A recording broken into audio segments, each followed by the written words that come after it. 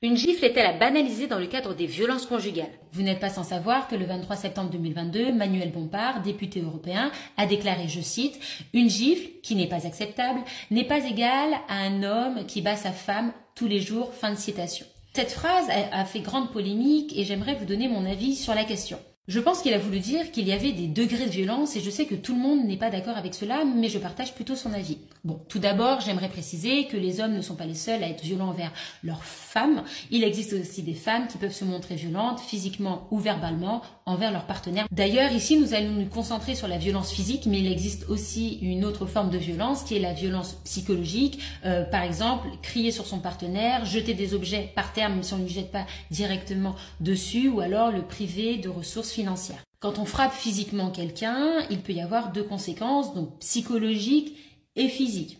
Est-ce qu'une gifle ponctuelle a le même impact psychologique sur une gifle tous les jours, plusieurs fois par semaine?